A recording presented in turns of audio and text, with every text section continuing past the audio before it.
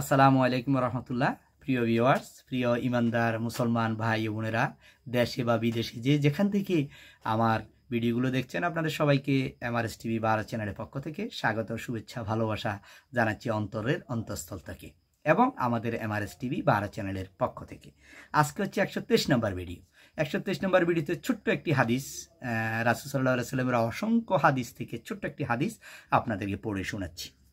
হযরত উসমান ইবনে আফফান রাদিয়াল্লাহু তাআলা আনহু থেকে বর্ণিত, রাসূলুল্লাহ সাল্লাল্লাহু আলাইহি সাল্লাম বলেছেন, যে ব্যক্তি নামাজ পড়াকে জরুরি মনে করবে সে জান্নাতে প্রবেশ করবে। রাসূল সাল্লাল্লাহু আলাইহি সাল্লাম বলেছেন, এই হাদিসটি বর্ণনা করেছেন হযরত উসমান ইবনে আফফান রাদিয়াল্লাহু তাআলা আনহু থেকে বর্ণিত। রাসূলুল্লাহ সাল্লাল্লাহু আলাইহি সাল্লাম বলেছেন, যে ব্যক্তি নামাজ পড়াকে জরুরি মনে করবে সে জান্নাতে প্রবেশ করবে।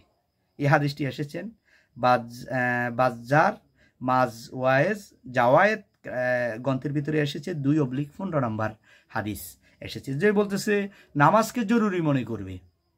যখনই আজান দিবে, যা আজান দেওয়ার আগে সে মসজিদে চলে যাবে। নামাজ পড়া আমার জন্য খুবই জরুরি, নামাজ আমাকে পড়তে হবে। আল্লাহর পক্ষ থেকে এটা নির্দেশ, রাসূল সাল্লাল্লাহু আলাইহি সাল্লামের পক্ষ থেকে নির্দেশ। নামাজ কখনো বিরত থাকা যাবে না, নামাজ ত্যাগ করা যাবে না, নামাজ ত্যাগ করা যাবে না। রাসূল সাল্লাল্লাহু আলাইহি সাল্লামের মৃত্যুর আগে শেষ ওসিয়ত ছিল নামাজ, নামাজ, নামাজ। আমার উম্মতেরা নামাজ ছেড়ে দিও না, আমার উম্মতেরা নামাজ ছেড়ে দিও না। নামাজ পড়তে হবে, অসুস্থ অবস্থায় নামাজ পড়তে হবে, সুস্থ অবস্থায় নামাজ পড়তে হবে, যেখানে যাই নামাজ পড়তে হবে আমাকে। যখনই নামাজের সময় হবে নামাজ আদায় করে নিতে হবে। নামাজের ব্যাপারে কখনো কোনো ছাড় নাই, নামাজ পড়তেই হবে। যখনই আপনার বয়স হয়েছে, প্রাপ্তবয়স্ক হয়েছেন, আপনাকে নামাজ পড়তে হবে। শুধু নামাজ পড়া যাবে না হচ্ছে যখন আপনি নাবালক থাকবেন, যখন আপনি ছোট, আর যখন হচ্ছে আপনি পাগল হয়ে গেছেন, আপনার হিতাহিত কোনো জ্ঞান নেই, তখন আপনার জন্য নামাজ মাফ করা আছে। না হলে কিন্তু নামাজ মাফ করা না। আপনি অসুস্থ অবস্থায় হলেও আপনাকে ইশারা হলেও নামাজ আদায় করতে হবে। আল্লাহর পক্ষ থেকে এটা নির্দেশ।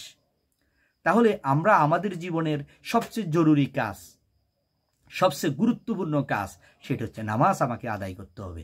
যত কাজকর্ম থাকুক, যত ঝামেলা থাকুক, যত বিপদ আপদ থাকুক, যখনই নামাজের আজান দেওয়া হবে এর আগে আমাদের এই গুরুত্ব সহকারে এহতেমামের সহিত আমাদেরকে নামাজ আদায় করে নিতে হবে। তাহলে আল্লাহর পক্ষ থেকে সুসংবাদ আছে, আল্লাহ তাআলা ক্ষমা করে দিবেন আমাদেরকে চির সেই জান্নাত দান করবেন। আল্লাহ তাআলা আমাদেরকে এই হাদিস অনুযায়ী আমাদের জীবনে বাস্তবায়ন করতে পারি। আপনারা যাতে সবাই যারা দেখছেন শুনছেন, সবাই যাতে আপনাদের জীবনের এই হাদিসটির অনুযায়ী আমল করতে পারেন। আল্লাহ তাআলা আমাদেরকে এই তৌফিক দান করুন। আসসালামু আলাইকুম ওয়া রাহমাতুল্লাহ।